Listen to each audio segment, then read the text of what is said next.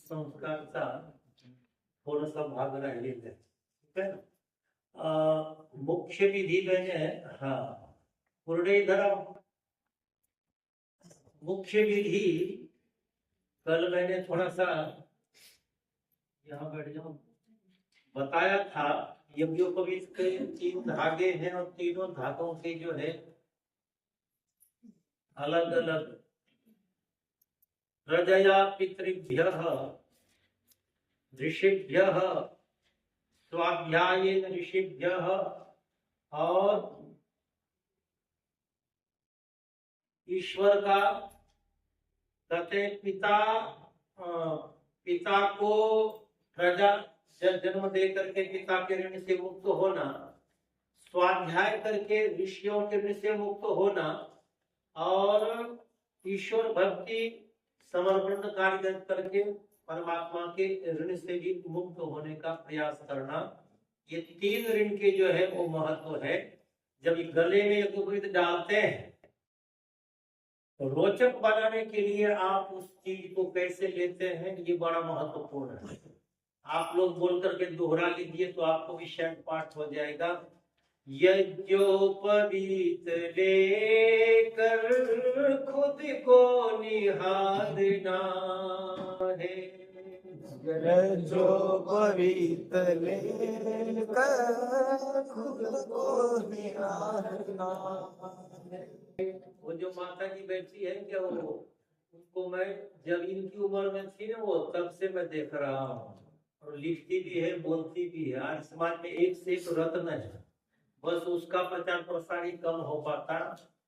यज्ञोपवीत लेकर खुद को निहारना है, यज्ञोपवीत लेकर खुद को निहारना है, खुद को निहारना है, खुद को निहारना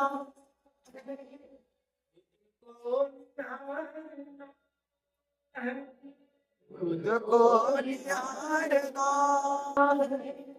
खुद को संवारना है, खुद को संभालना है,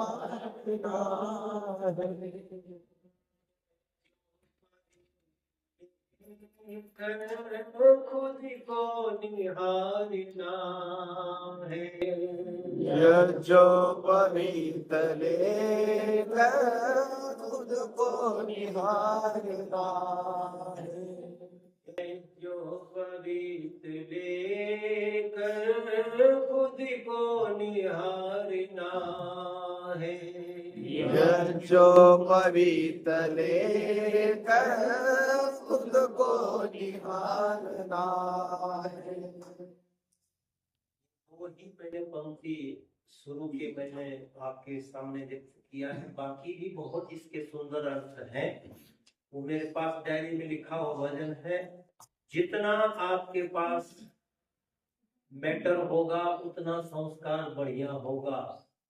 ये नहीं किया वो नहीं किया ये सब चीजें गौण है। जो यजमान है उसको आप किस तरह से प्रभावित करते हैं, उसको कैसे आकर्षित करते हैं। इधर से पानी डाल दिया और इधर से क्या डाला, कोई पहाड़ टूटने वाला नहीं है। आप विद्वानों की बात सुन रहे हैं, आपको ठीक लगता है कर लीजिए, परंतु मूल जो उद्देश्य है यज्ञोपवीत का, इस जाति से कभी भी ये संबंधित नहीं है। ये कर्म से संबंधित है, उद्देश्य से संबंधित है, व्रत से संबंधित है, और यही उसका मूल उद्देश्य है। व्यक्ति को, मनुष्य को मनुष्य तक ही सीमित नहीं रखना है, उसको देवता की ओर लेकर के जाने की प्रक्रिया है ऋषि मुनियों की। जन्म जरूर हुआ है हमारा मनुष्य के रूप में, परंतु यज्ञोपवीत शिखा, ये जितने संस्कार है ये सब के सब देवत्व की ओर लेकर के व्यक्ति को जाने का एक सूत्र है, संकल्प है, व्रत है। मूल उद्देश्य वो है, और इसी मूल उद्देश्य को लेकर के ये संस्कार किया जाता है। स्वामी दीक्षानंद जी ने एक पुस्तक लिखी है, उपनयन सर्वस्व। जब आप उसे पढ़ेंगे तो आपको और अच्छी अच्छी बातें उसमें मिलेगी। डॉक्टर सत्यव्रत जी ने लिखा उसकी भी व्याख्या है। जितना समझ में आता है उसको समझ करके स्वीकार करना, उसको लेकर के चल पड़ना, यही संस्कार का मुख्य उद्देश्य है। कल मैंने कहा था कि जब इस संस्कार का जो प्राण है, वो कौन सा मंत्र बोला था मैंने? ओम, आपके पास पुस्तक है, वो जो मंत्र है उस प्राण को पकड़ लीजिए।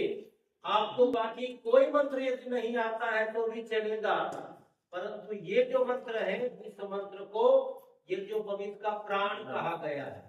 उसको एक बार दोहरा लीजिए, फिर आगे जो 5 मंत्र है उसको दोहराना है। ओम यज्ञोपवीतं परमं पवित्रं, ओम यज्ञोपवीतं परमं पवित्रं, परमं पवित्रम, परम पवित्रम नहीं, हाँ, अच्छा, उससे अच्छा और फिर उससे अच्छा, गुड बेटर यानी बेस्ट जिसको बोलते हैं, सबसे सुपर डिग्री का, उसको बोलते हैं परमम। ऐसा है, उससे और बढ़िया दूसरा हो नहीं सकता। उच्चारण करते समय यदि आप गलत करते हैं तो मेरे कान में ऐसे कांटे जैसे लगता है। हमारे गुरु जी कहा करते थे शुद्ध उच्चारण करने का प्रयास कीजिए, उसका प्रभाव बहुत अच्छा होता है। ओम यज्ञोपवीतं परमं पवित्रं, ओम यज्ञोपवीतं परमं पवित्रं, सहजं पुरस्तात्, यथा तेजः सहजं पुरस्तात्, आयुष्यमुद्रं प्रतिमुद्रशुभ्रं, यज्ञोपवीतं बलमस्तु तेजः, यज्ञोपवीतं परमस्तु तेजः, यज्ञोपवीतमसि, ओम यज्ञोपवीतमसि, यज्ञस्य त्वा, यज्ञस्य वा, यज्ञ यज्ञोपवीतेन उपनयामि, उपनयामि। ये मंत्र यज्ञोपवीत का मूल मंत्र है। इतना ही आप बोल सकते हैं।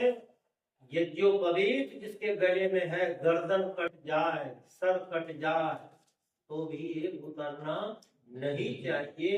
और दुर्भाग्य ये है कि इसका जाति से जोड़ने से बहुत बड़ा नुकसान हुआ है कि जाति से जब हमने इसको जोड़ा फिर मनुष्यता के लिए ये नहीं रहा, वो जाति विशेष के लिए हो गया। और ये बहुत बड़ा बीच के काल में तथाकथित ब्राह्मणों ने बहुत बड़ा पाप किया है, अनर्थ किया है कि इसका जो है ना उन्होंने जाति से जोड़ दिया, जबकि ऐसा कहीं भी नहीं है। विद्या की प्राप्ति के लिए, शिक्षा की प्राप्ति के लिए ये सूत्र जो है वो डाला गया था। इसीलिए जब संन्यास लेते हैं तो यज्ञोपवीत को जो है ना उतार करके उसको हटा देते हैं। उसका कारण ये है, लोकेशना मया त्यक्ता, वित्तेशना मया त्यक्ता, मैंने ये छोड़ दिया, ये छोड़ दिया, ये छोड़ दिया, ये छोड़ दिया, और ये जो बाकी के बाह्य चिन्ह थे उसको भी मैंने त्याग दिया। ये उसका जो है परिणाम है संन्यास आश्रम में। तो उसके बाद बालक को गले में जो पिंड डाला, सीधा हाथ निकाल दिया, और उसके बाद की जो बात है, ईश्वर की स्तुति, प्रार्थना, उपासना, स्वस्ति वाचन, संकीर्तन, इसको आप जैसे जैसे करते चले जाएंगे वैसे वैसे आपके वाणी में, आपके क्रिया में, आपके आचरण में परिपक्वता आती चली जाएगी। उसमें परिमार्जन होता चला जाएगा। कुछ गलतियां हो जाए कोई बात नहीं, अगले इसमें सुधार कीजिएगा। तो ये जो है, ये करने के बाद देखिए स्वस्ति वाचन के मंत्र बोल रहे हैं, वहीं भी यदि आदमी सो रहा है, तंद्रा में है वो, तो आप ठीक पुरोहित नहीं है। आपकी दृष्टि सब तरफ पड़नी चाहिए, सब तरफ। 8 मंत्र जो आप बोलते हैं ईश्वर की स्तुति, प्रार्थना, उपासना की, यदि उसका अर्थ आप नए लोगों के सामने भी रखते हैं, उसको लगता है कि हाँ इनको भी कुछ ईश्वर के बारे में पता है, कुछ भक्ति ये कर रहे हैं, मैं तो गागा करके बोलता हूँ। विश्वानि देव सवितर दुरितानि परमस्तु यद्भद्रं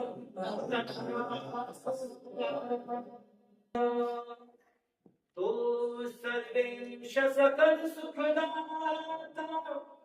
शुद्ध स्वरूप विधाता है, उसके कष्ट नष्ट हो जाते शरण तेरी जो आता है। सारे दुर्गुण दुर्व्यसनों से हमको नाथ बचा लीजिए। मंगलमय गुण कर्म पदार्थ प्रेम सिंधु हमको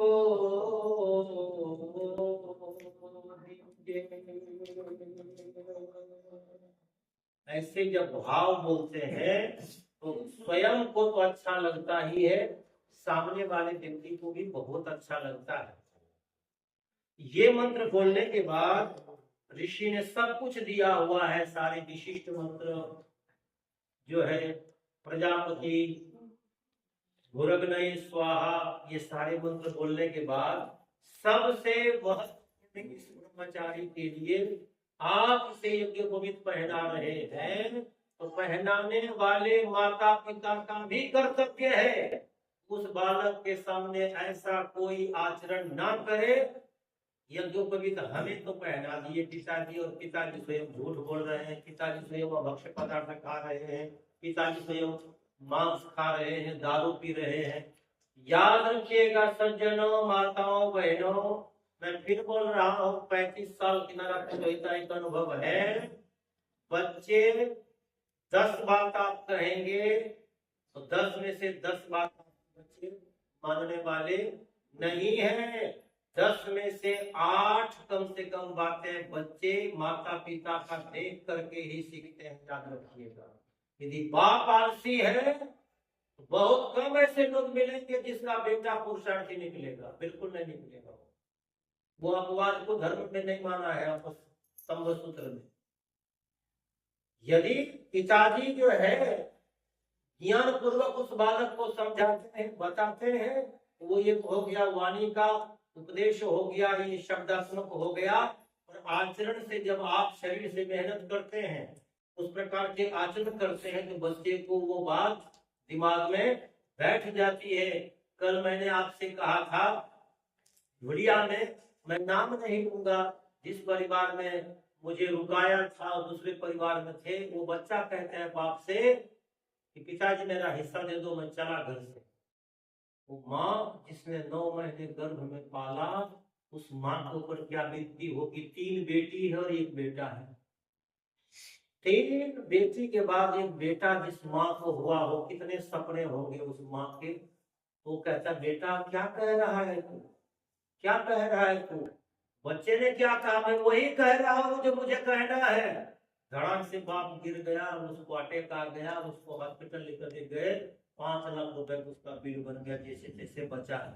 मुझे आते समय बस स्टैंड पे, कल की बात कह रहा हूँ, मुझे उस आदमी ने बोला अच्छा जी आपको ही मैं बोल रहा हूँ, मैं मेरे साले को नहीं बताया, मेरे भतीजे को नहीं बताया, मैं इसको नहीं बताया, उसको नहीं बताया। कहाँ आप भ्रम में घूम रहे हो, किसके लिए इकट्ठा कर रहे हो। मुझे खर्चे के लिए पैसे दो, नहीं तो मैं चाकू लेकर के गले में ठोस दूंगा। उन्होंने कहा इतने लाख रुपए मैंने उसके खाते में डाला, कल की बात बोल रहा हूँ।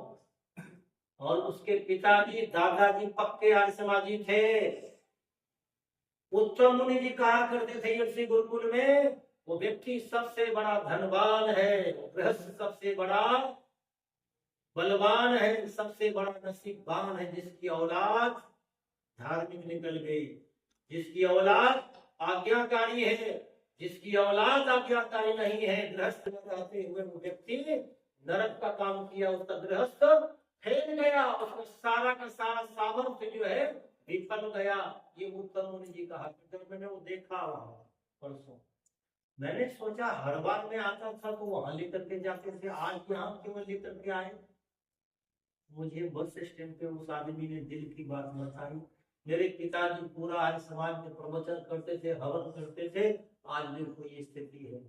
आपकी और मेरी भी वही स्थिति होगी, याद रखिएगा। हमने वेद पढ़ा, यज्ञ किया, उपनयन संस्कार किया, और यदि दिखावे का किया तो हमारी औलाद भी हमारी बात सुनने वाली नहीं है। आप इसे मानो या न मानो, और बात बिल्कुल सत्य है, आपकी औलाद आपका काम नहीं करने वाली है। क्यों? क्योंकि आपने उस चीज को ढंग से समझा नहीं, केवल शब्द से समझा। 65 साल हो गया और भेंट की तरह एक आदमी वैसे को वैसे है, ना आगे गया न पीछे गया। और कह रहे मैं समाजी हूँ, मैं प्रवचन करता हूँ, मैं भजन करता हूँ, मैं संध्या करता हूँ। मैं क्या किया तुमने? तुम्हारे जीवन से चार आदमी बना, तुम्हारे जीवन में आनंद आया? ये जो कभी लेकर के भी यदि हमने अशांत हम जीवन जी रहे हैं, मुझे लगता है कि ये जो कभी उत्तर देना चाहिए व्यक्ति को, कोई फायदा नहीं हो सका। नलिकम धर्म कारणम, बाह्य धर्म कारण नहीं तो बड़ी क्यों दिया गया है? ऋषियों ने इसके पीछे तथ्य रखा। और ये 5 मंत्र जो है, दिल को हिलाने वाली बात है। योगेश है नहीं?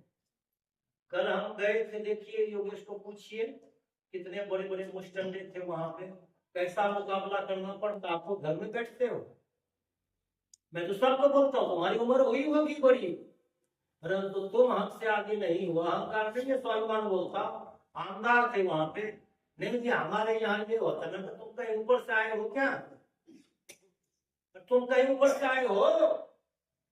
माइक दिया, मैंने कहा देखो सर, थामा थोड़ा एवढं लांबून आलोय मी, शिकलेला माणूस है, अंगूठा छाप नहीं है। और दयानंद और आर्य समाज की बीजेपी है। जब मैंने बोलना शुरू किया तो दूसरा एक औरंगाबाद का छत्रपति संभाजीनगर का एक आदमी दोस्त ने बोला, आले पंडित जी ते है इतना करो देखी। और फिर सब आदमी ने लास्ट तक देखा, और फिर बाद में सब, पंडित जी तुमसे मोबाइल नंबर दिया बोल, ले छान के लो मोबाइल नंबर दिया बोल, आप पहले ही बोलते नहीं, जाओ देखी काय होत नाही, जाओ देखी चालेल ना, इधर के रहे ना उधर के रहे, काय करा भांडण करायचं, कुठं म्हणाले मी भांडण करायचं? मैं बोला कि भांडण ये करना, आप अपनी बुद्धि से, आप अपने पुरुषार्थ से उस व्यक्ति के मन और मस्तिष्क को परिवर्तित करने का काम किसका है? हमारा काम है ना। एक ओर सारी दुनिया, एक ओर वो अकेला, जग के सुखों के खाए रातों की नींद छोड़ा। अरे यार समाजियों, गाते गाते पूरी जिंदगी गुजर गई, कुछ बदल नहीं आया अपना राह में। किसके लिए गा रहे हो? महर्षि के लिए गा रहे हो तो अपने लिए गा रहे हो? सारा जमाना विरोधी था, फिर भी वो लड़ता रहा। हम ये थे कि देखिए कितने लोग हैं यहाँ पे बैठे। ये जो 5 मंत्र है, ये मंत्र सिखाता है कि सारा जमाना में विरोधी रहा तो भी सत्य से और ईश्वर से हमको डिगना नहीं चाहिए। उसको बोलते हैं आर्य। आर्य नाम लिख रहे हैं, 50 बार झूठ बोल रहे हैं, क्या फायदा ऐसी चीज का? चरित्रहीन है, क्या फायदा ऐसी चीज का? आर्य समाज की ये 5 आदमी बोल रहा है, ये गलत बोल रहा है। अरे भैया तू एक आदमी का सुना, दूसरे का भी सुन ले, उसके बाद तुम कर। ये जो 5 मंत्र है, हमारे पूज्य आचार्य ऋतुपति जी कहा करते थे कि व्रतसूत्र यज्ञोपवीत की 5 मंत्र यदि बालक को सुना देते हो, माता पिता सुन लेते हैं, तो फिर उस बालक का पतन कभी नहीं होगा। यज्ञोपवीत धर्म किया था मां सीता ने, इतनी ताकत थी कि लंकापति रावण उसको उठा करके लेकर के गया, और उसकी अनुमति के बिना उसे हाथ भी नहीं लगा पाया। इतना उसमें सामर्थ्य था और है, परंतु हम चीज को मान नहीं पाते, चीज को मानते नहीं। रामायण में लिखा है कि वहां पे रावण को प्रश्न किया, यज्ञ कुंड और यज्ञोपवीत सब कुछ वहां पे, मगर उसने यज्ञ रोज करती थी, स्नातः नहा करके यज्ञ करती थी। यज्ञोपवीत जो है वो चलाती थी कंधे पे नहाने के बाद, और हिम्मत नहीं हुई उस आदमी उसको हाथ लगा दे। कितने दिनों तक रही वहां पे अशोक वाटिका में सीता, उसके उसमें रही। ये 5 मंत्र जो है, ये 5 मंत्र हर एक संस्कार में भी दोहरा लिए तो कुछ फर्क नहीं पड़ता। ब्रह्मचारी को जब हम कटिवस्त्र और उपवस्त्र देते हैं, यज्ञोपवीत देते हैं, उसके दिल और दिमाग में बात बिठानी ही चाहिए तो वो है दत्तसूत्र, वो है सन्यासी, वो है वानप्रस्थी, वो है गृहस्थी। सड़ा हुआ गृहस्थ कौन सी पैदा करेगा औलाद, मुझे बताओ। शास्त्र कहता है कमजोर व्यक्ति यदि गृहस्थ में जाता है तो हाथी के पैर के नीचे उस कमजोर व्यक्ति को दबा करके मरवा देना चाहिए राजा को। और आज क्या बोलते हैं लोग, क्या थोड़ा से लग्न करूं ढका मुझे नीट होते हैं। मैं सही बोल रहा हूँ गलत बोल रहा हूँ? म्हणजे अच्छा बनाने का उद्देश्य क्या बना रहे हैं, किसी का लग्न करना। पहले क्या विधान था, परास्नातक विद्या स्नातक, ज्ञान से, बल से, बुद्धि से, विवेक से जो व्यक्ति स्नान कर चुका हो ऐसे व्यक्ति को गृहस्थ में कदम रखने का अधिकार दिया जाता। और राजा करके बोलता था गृहस्थियों के कि तुम संतान पैदा करो, भले आदमी हो, इतनी संपत्ति है, इतना सारा ऐश्वर्य है, ये खाएगा कौन।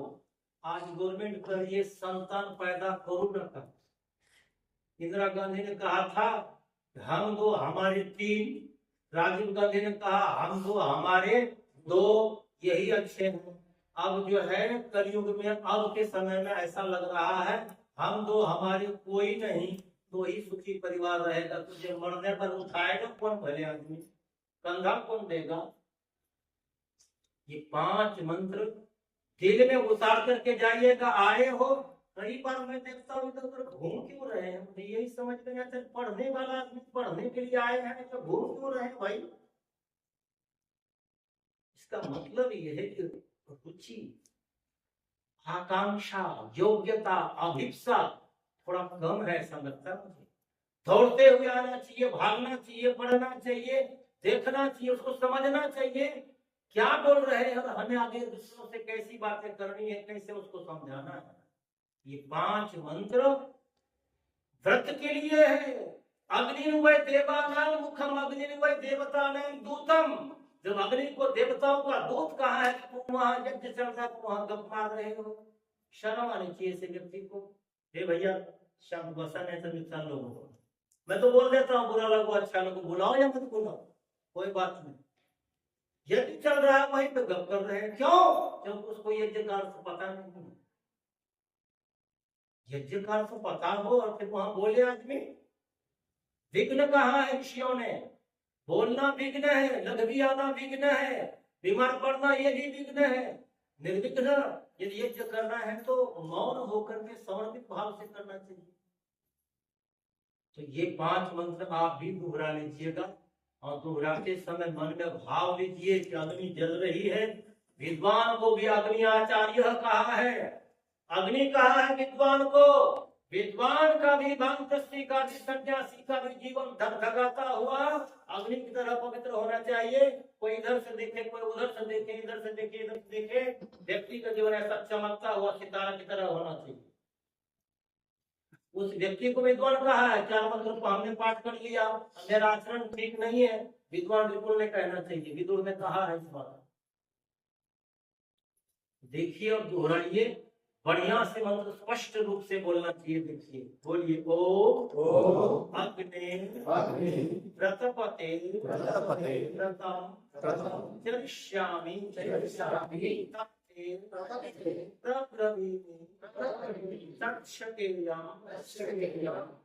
तेनर्ध्यासं इदमहं अनृतात् सत्यं उपैमि स्वाहा। पहला मंत्र यदि आपको आ गया तो पहला संबोधन में दिया है अग्नि व्रतपते, ये सप्तमी का रूप है। हे अग्नि, परमेश्वर के लिए भी है और इस अग्नि के लिए भी। मैं आज से ये जो पवित्र लेकर के संकल्प करता हूं, इसके लिए व्रत ले रहा हूं। संकल्प में विकल्प नहीं आना चाहिए कभी भी। एक बार कमर कस लिया तो कस लिया, जो चरण बढ़ गए सत्य पथ के लिए वो कदम हमको पीछे हटाना नहीं। जिस डगर को दयानंद बता के गए वो डगर आने वो हमें भुलाना नहीं। सब तो बात है काय करना कोने आज समझ में ये तक नहीं, ये रोना फिर नहीं आएगा। कोई है या नहीं है? मैं आर्य समाजी हूँ, मेरे से आर्य समाज है। मैं जब तक जिंदा हूँ तब तक मैं हूँ आर्य समाजी और मैं हूँ आर्य समाज। ये भाव करके चलना चाहिए इस मंत्र से। अग्रे व्रतपते व्रतम चक्षामि, व्रत का मैं आचरण करूंगा करूंगी। तक्षकेयम तन्मे राध्यताम, इतनी शक्ति इतना सामर्थ्य हे परमेश्वर, हे अग्नि देवता, हे विद्वान, हे माता पिता बुजुर्गों हमें दीजिए, ताकि मैं लिए हुए संकल्प को सत्य के साथ मैं इसे पूरा कर सकूं, अद्रिता और असत्य से मैं दूर हो जाऊं। आर्य समाज की बात, जिंदगी भर हवन यज्ञ किया, बेटे का पौराणिक ढंग से शादी करवाया और आर्य समाज का मंत्री है। मैंने कहा ये तो डूब के मरने वाली बात है। ऐसा कैसा आर्य समाज का आदमी? और वहां पे वक्रतुंड महाकाय सूर्यकोटि समप्रभ निर्विघ्नं कुरु मे देव सर्व कार्येषु सर्वदा नवदेवाची पाय पड़ा। कौन पाय पड़ा है? पूरी सभा है क्या? कहीं बात बैठती है? जो बाप लक्ष्मी दे रहा है उस बाप को पैर पड़ना चाहिए। उल्टा जो है ना नवदेव से पाय को भाई लगा के धरो। पूरी सभा पूरी समाज सब पाय भाई, बिल्कुल गलत बात है। कहीं नहीं लिखा है कि लड़की का बाप छोटा है लड़की का बाप बड़ा है। देने वाला बड़ा है, लेने वाला बड़ा। फिर क्या बात है? जनक और विजय राजा का संवाद पढ़ लीजिएगा। चरणों में लौट गए राजा दशरथ। विदेह का रामायण पढ़ लीजिए, उसमें लिखा है, उसमें चरणों में लौट पड़े कि मेरे घर में उदासी थी, निराशा था, उल्लास उमंग नहीं था। मेरे घर में तुलसी का पौधा तो था पर सुगंधी नहीं थी। तुमने सीता बेटी को हमें दिया। राजा विदेह राजा दशरथ जो है हमेशा के लिए तुम्हारा कृतज्ञ रहेगा। ये भाव है नारियों। चुपे चुप होंडा ले रहे समाजी लोग भी। काय तुला शब्द दिले माहित आहे का? दवरदेवची दक्षिणा पहिल्यांदाच ऐकलं बोलला डूब के मरना चाहिए ऐसे व्यक्ति को जिसने वेद पढ़ा हो, दयानंद को माना हो और फिर वो दक्षिणा मांग रहा हो, वैसे हुंडा मांग रहा हो। ये शब्द है अग्नि के लिए पहला मंत्र। दूसरा मंत्र और बोल लीजिए, कहाँ भागोगे? उस सर्वव्यापक परमात्मा से प्रार्थना की।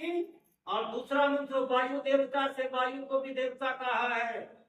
वायु देवता, वसवो देवता, रुद्रो देवता, विद्यास देवता, आपह देवता, कितने देवताओं का वर्णन किया है वेदों में। और दूसरा दिया वायु का, बोलिए ओ वायु व्रतपते व्रतम चक्ष्यामि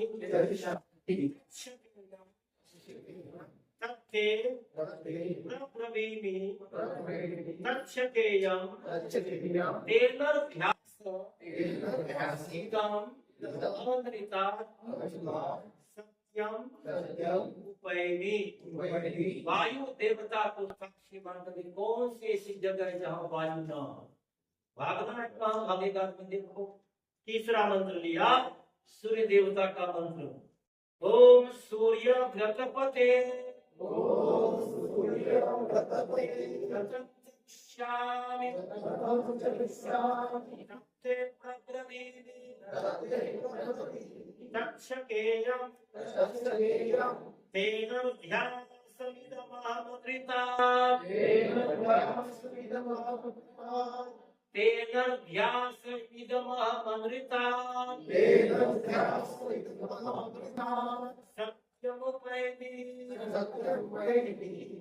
दूसरा चौथा मंत्र दिया चंद्र व्रतपते। और पहले मंत्र को आगे फिर दोहरा लीजिएगा, व्रतानाम व्रतपते। मंत्र बड़ा जरूरी है। जितने भी हम व्रत लेते हैं वही व्रतों का मालिक परमात्मा जो हमें संकल्पित कर रहा है, उसी को फिर से साक्षी करते हैं। व्रतानाम व्रतपते व्रतम चक्ष्यामि तत्ते प्रब्रवीमि तच्छकेयं तेनर्भ्यासं इदं अहम् अमृता सत्यम उपैमी, अमृत को पीछे छोड़ करके फटे हुए कपड़े को जैसे उतार करके व्यक्ति क्या करता है, नया कपड़ा डालता है। ऐसे आज मैं ये जो पवित्र पहन करके अपने जीवन को परिवर्तित करूंगा, विद्या से विभूषित करूंगा, ज्ञान से अपने जीवन को प्रकाशित करूंगा, जागरूकमान करूंगा। ये है उसके पीछे का उद्देश्य। जम्मू कश्मीर में जो कश्मीरी पंडित होते हैं, कोई नहीं सुनाएगा, ये किसी पुस्तक में भी नहीं है, ये याद रख लीजिए आप। 13 प्रांतों में घूमा, 13 प्रांतों मार लाकर मार भूकार मार लाठी खाया। जम्मू कश्मीर में पाकिस्तान बाउंड्री पे लंगड़ी नाम का एक गांव है, वहां की जो अपना कश्मीरी जो पुरोहित है, पंडित तो है, जो भाग करके आए यहाँ पे, हिंदुओं को भागने की बड़ी आदत है। उधर के हिंदुओं को मार रहा है तो हमें क्या करना है, उसकी बेटी को उठा कर लेके गया ना, तो मना क्या करे से ये सब भी लेने जाओ कि ये आदत है। जब तक इससे घर में किसी ने पूछा ना, आग लग गई तो पूरा काय करे से मुर्दे की मना क्या करे से घर का लेना आग। बोला पंडित जी ऐसा नहीं है, आपके घर में आग लग गई। बोले ठीक है, पूरा काय करे से मतलब भी लगी लो। यही हुआ है, आंखें खोल लो। बांग्लादेश में अभी भी जवान जवान बेटियों का, जवान जवान बेटियों को केवल शब्द सुनते हैं रोंगटे खड़े हो जाते हैं। मुझे बम दे दिया जाए और यदि मुझे कहे फेंक दो ले जाकर के, तो मैं मेरी पत्नी और बच्चे को उधर तो मजाक कर ढेर देंगे, मैं जाकर को वहां बम फेंक करके आऊंगा। मैं ऐसा क्रांतिकारी विचार का आदमी हूँ। यदि 200-300 की धर्म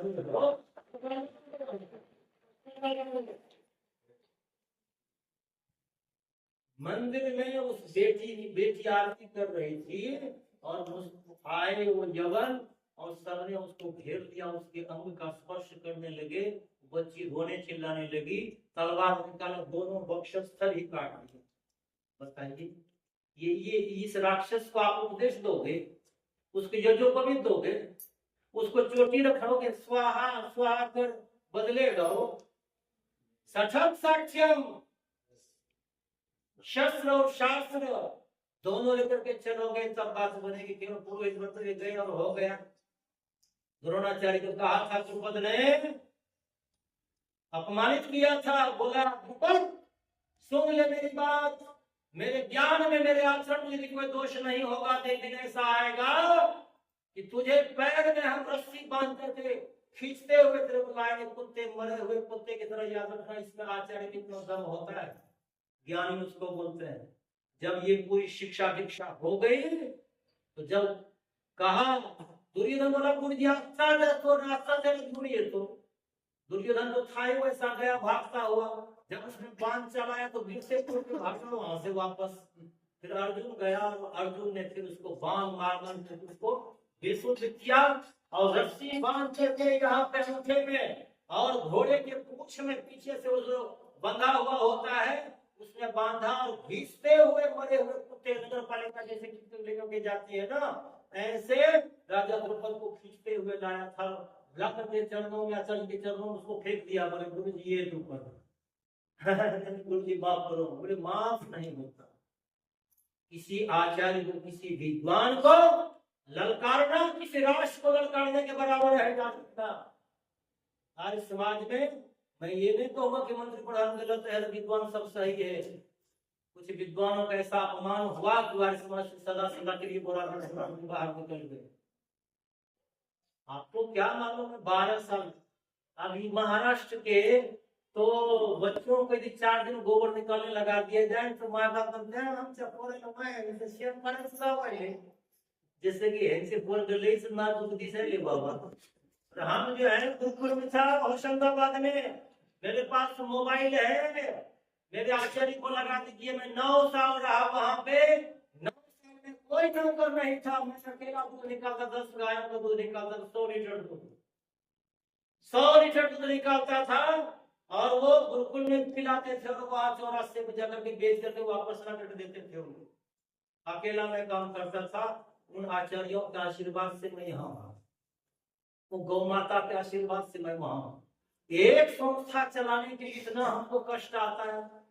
मानुष नहीं तो तुमसे करे, और तुम भी लगाओ ना भैया ताकत। तुम्हारे पास एक आधा आदमी दो, हमको एक आधा शिक्षक दो।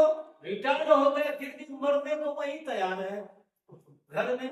जब तक बहू बेटा लात न मारे तब तक निकलने को तैयार नहीं है। कैसे संस्था चलेगी मुझे बताओ। कोई ना कोई आगे बढ़ेगा नहीं बढ़ेगा। नहीं व्यवस्था नहीं है भैया, तू आके कर ना भैया व्यवस्था, तू आके कर। संकल्प के बिना कुछ नहीं होता। सोने से पंडित व्यास जी बहुत बड़े विद्वान थे। इनका वो जो उदगीर के श्यामलाल जो है ना, श्यामलाल जी के भाई का नाम है, क्या नाम था? श्यामलाल जी और भाई बंसीलाल। बंसीलाल जी वो गाते थे, उठो सोने वालों जगाने को आए।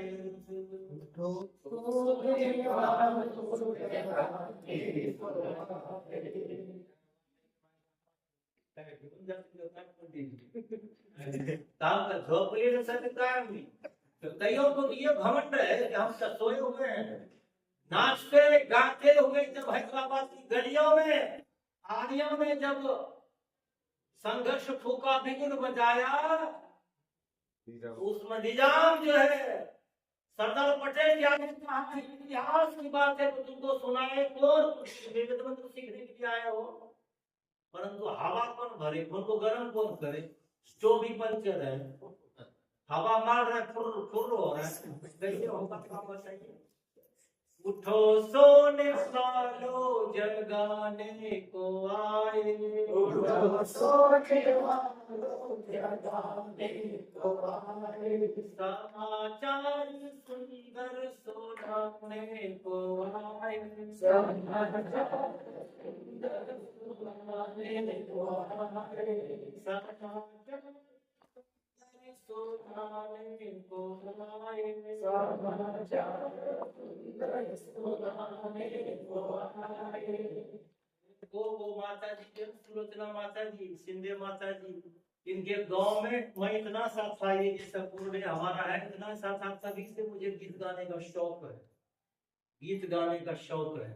संस्कार को बढ़िया से सजाने के लिए, प्रभावित बनाने के लिए सैकड़ों भजन पाठ होना चाहिए। आज कौन सा संस्कार है? जो संस्कार है उस प्रभु की है महिमा बड़ी, उस प्रभु की है महिमा बड़ी। आज आई है ये शुभ घड़ी, उस प्रभु की है महिमा बड़ी, उस प्रभु की है महिमा बड़ी। आज आई है ये शुभ घड़ी,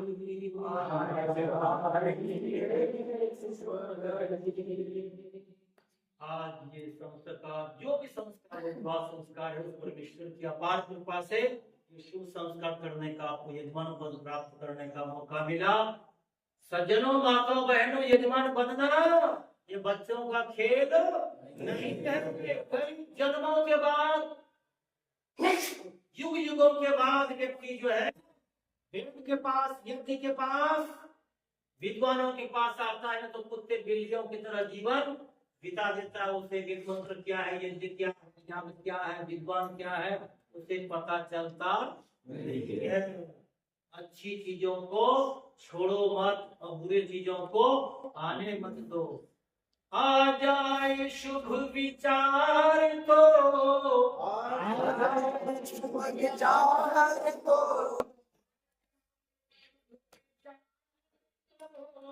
आ जाए शुभ विचार तो, जाने नदी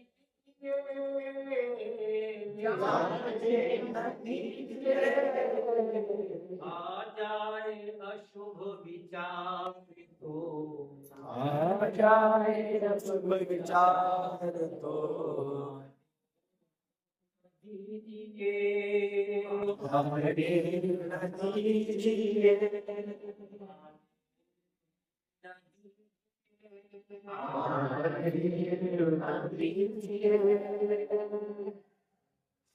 तो बहुत हो गया, आप भी मजे ले रहे हैं, धीरे धीरे रस पैदा होता है।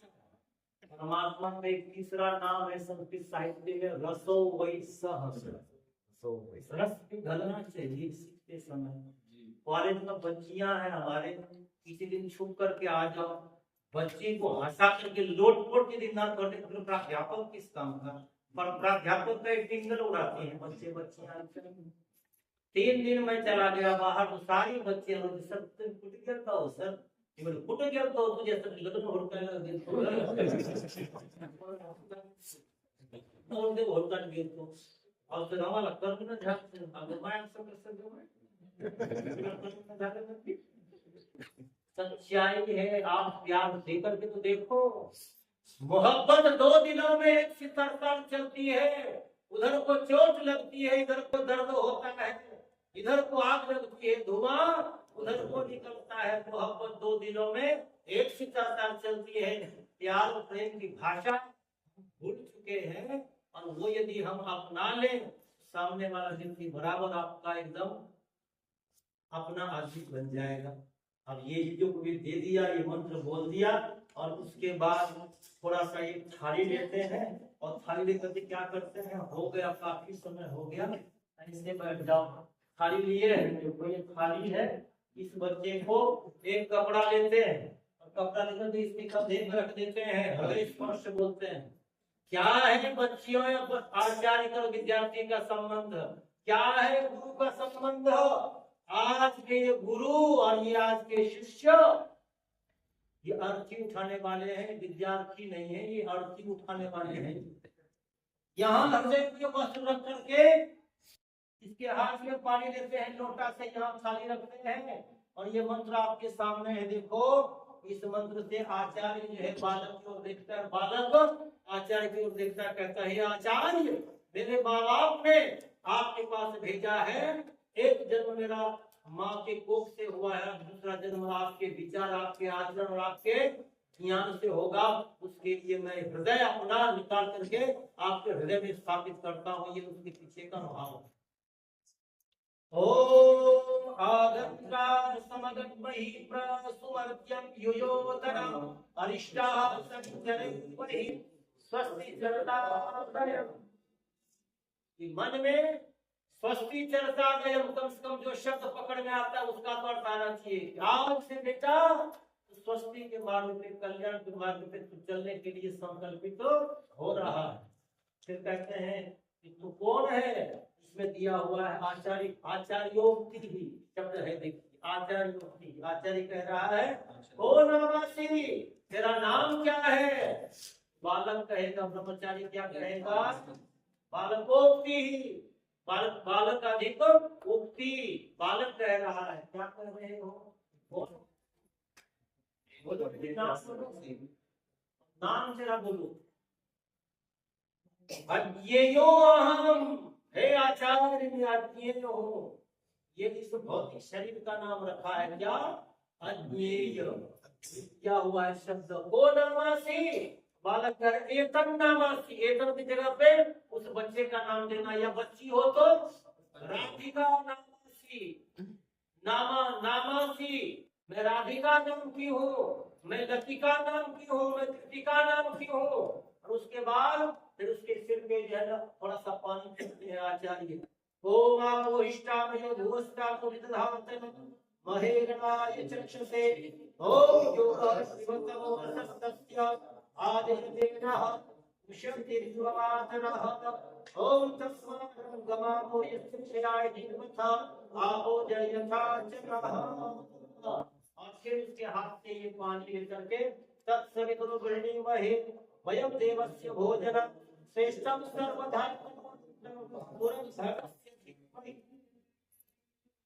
ये जो बाहर का भोजन कर रहे हो, आप लोगों को आश्चर्य होता होगा, आवाज में कोई कमी नहीं है। पंडित राजपूत जी कहा करते थे कि ज्यादा खाने से व्यक्ति मर रहा है, कम खाने वाला व्यक्ति कम मर रहा है।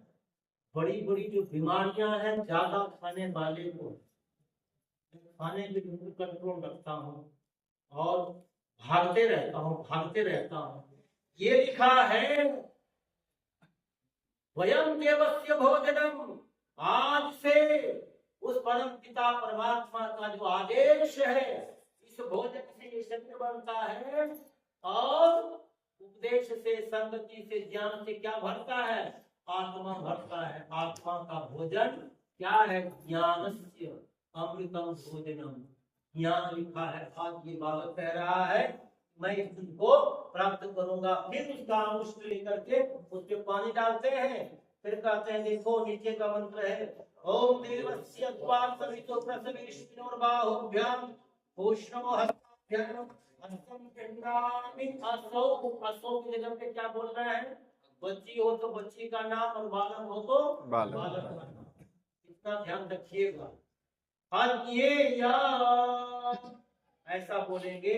उसके बाद सविता के हस्त समग्र भीतर, आचार्य को भी अभिमान नहीं आना चाहिए। इसने कहा तेरा हाथ मैं पकड़ रहा हूँ, मेरे रूप में मैं उस परमात्मा का प्रतिनिधि हूँ। तेरा हाथ सच्चे अर्थ में परमात्मा तुझे पकड़ रहा है। तुझे परमात्मा ही वो बोध कराएगा, ज्ञान देगा और तेरा जीवन चमकेगा। ये उसको बताना है। ओम अग्नियाचार्यस्तव, इसको तोड़ेंगे। अग्निराचार्यस्तव है, अग्नि ही आचार्य तव।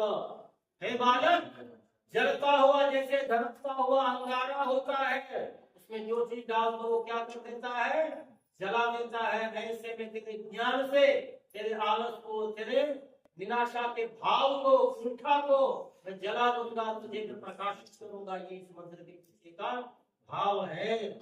ओम देव सवितरं शक्ति ब्रह्मचारी तम गोपाय समामृत। जो अच्छी चीजें हैं उसको अंतरात्मा में गुप्त रखना, बुराई बताना नहीं, बुराई को अंदर रखना, अच्छाई जो है वो सबके सामने व्यक्त करना। ये इसके पीछे का अर्थ है। उसके बाद एक मंत्र है, उसके बाद ये बात खत्म होती है। युवा युवा सह परिणीत आदान तव श्रेयं भवति जायमानः। ओम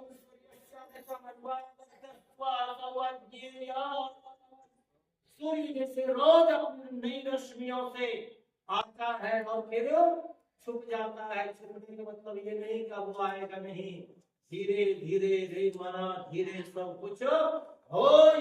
माली सींचे सौ घड़ा, ऋतु आए फल पेड़ में फल तभी लगेगा जब उसका मौसम बनेगा। तो रोज सूर्य आता है लेकर के ये बालक जो है आगे बढ़ेगा। ये इसके पीछे का भाव है। प्राणानाम चिर सीमा विश्रसो अंतक इदम से परिणता अमुक होता है बालक अज्ञेय।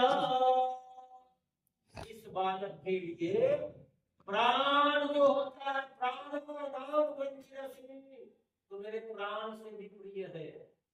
हमारे स्वाचार्य जी है ना, मैंने फिर गुस्से में बालक को मार दिया थप्पड़। स्वाचार्य जी बाद देख कर उधर बाद में सुन रहे थे। क्यों? उस बच्चे से आचार्य जी का प्राण से प्रिय संबंध है।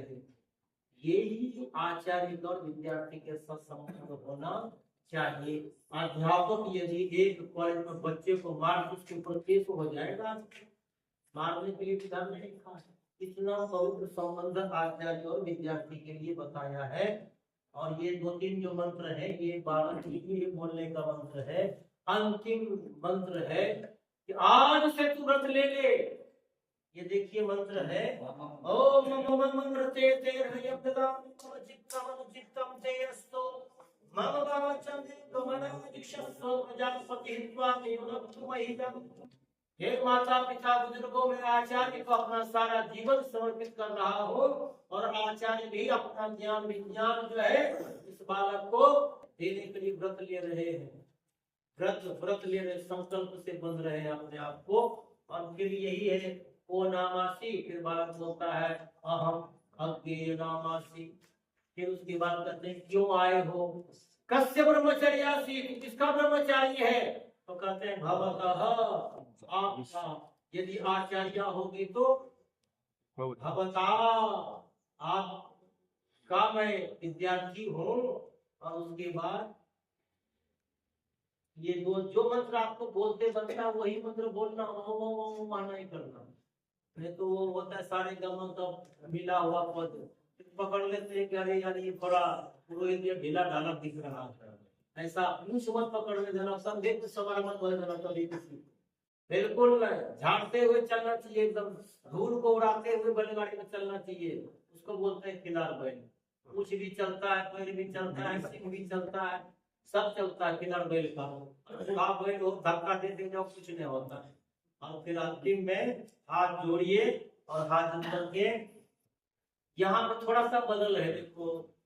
हे अज्ञेय, ओम बोलने के बाद हे अज्ञेय त्वम, है ना।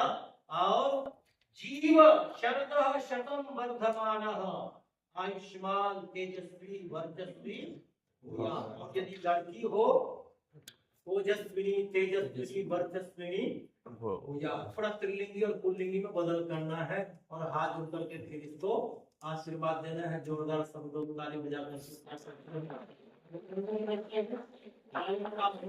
आते हैं। और ताली बजाने में कोई गलती नहीं होनी चाहिए। देखो ताली बजाने वाले का एक तो उपचार हो जाता है, सामने वाले का सत्कार हो जाता है, दो काम होता है ना।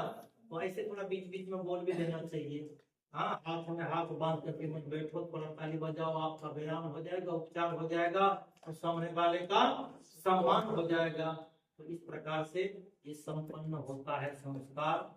और ये जो पवित्र संस्कार के बाद जो बोलेंगे वो संस्कार करेंगे। समय मिलेगा फिर आपसे हमारी मुलाकात होगी। वो